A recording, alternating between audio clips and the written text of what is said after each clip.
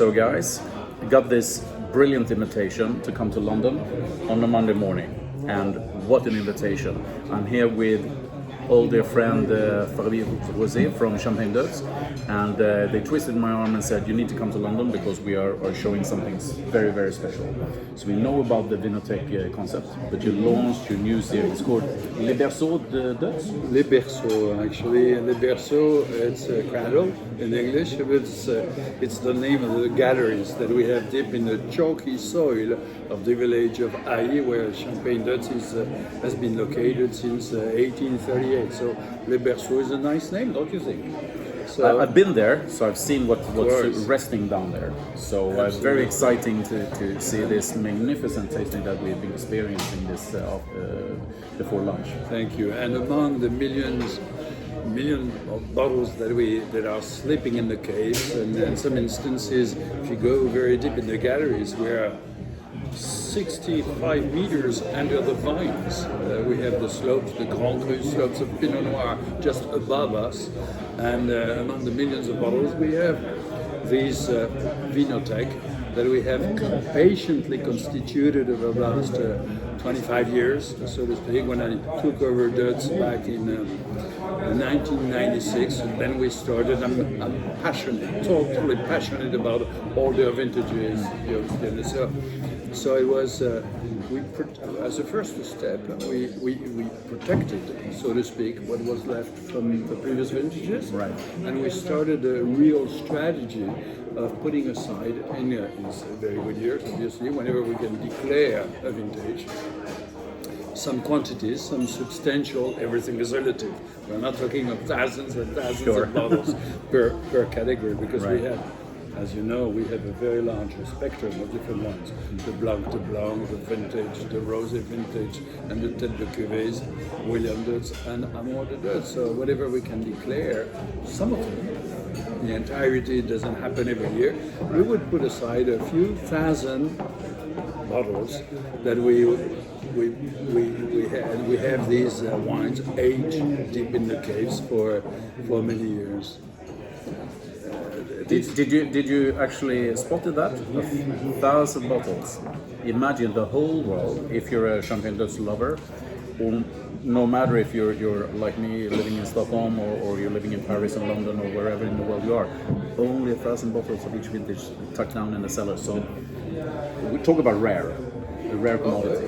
It's rare commodity. If I mention, all vintages combined, bottles, magnums, in some instances double magnums.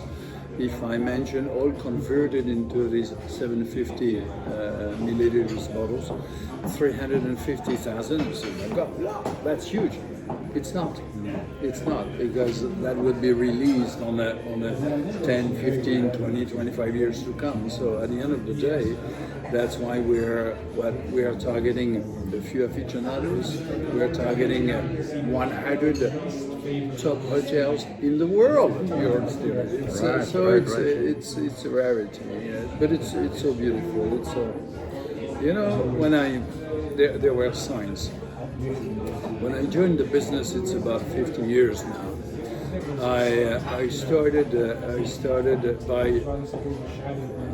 I received some half bottles of 64. And when I joined the business in 74, these were 10 years old, half bottles at the time. And a bottle, or a bigger bottle, would age better, would travel through the years in a better manner.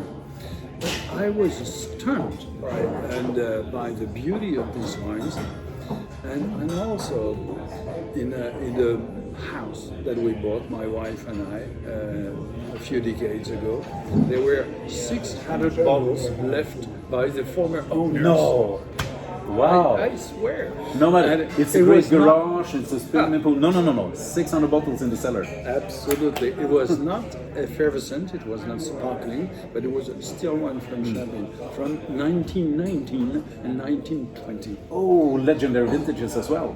Wow. Absolutely. So that, there are signs and above, and seriously, well, that was pretty serious, but. Seriously, Champagne ages so well, and through the years, you have that complexity, these primary aromas, the flower, the fruit, and then will have that touch of what we call secondary aromas, the touch of brioche, honey, gingerbread in some instances, depending on the vintage, and then we'll have these tertiary aromas, third level, if you will, where, as you well know, we have this touch of underwood, moss, mushroomies, and that sounds a little bit negative at first, but when there's the purity underneath, and at Deutz we insist very much on the elegance and the purity of the fruit, and then the work of time plays, comes into play, and we have splendid things like this. So nice to share that with you. I have an old friend who's not in the champagne business. He's from the cognac business. His name is Olivier Blanc from Leopold Gourmet. And he doesn't work by the old tradition of talking about VS, VSOP, Napoleon, etc. Exactement. It's the same. So the first stage is the flowery notes. Absolutely. And then kicks in the fruity notes. Sorry, fruit, flowers, and then spices. So it's exactly what you talk about. And they have the quintessence. And the quintessence, the big orchestra. So I'm pouring a little bit of the William de new vinothèque version of the 1990. And you touched on a very important word, actually, which is time. And if you are taking a decision now and you start to do certain things in the winery, in the vineyards and so forth, time is of the essence. Time is actually what we are experiencing now. So thank you very much for your super dedicated work for us champagne lovers.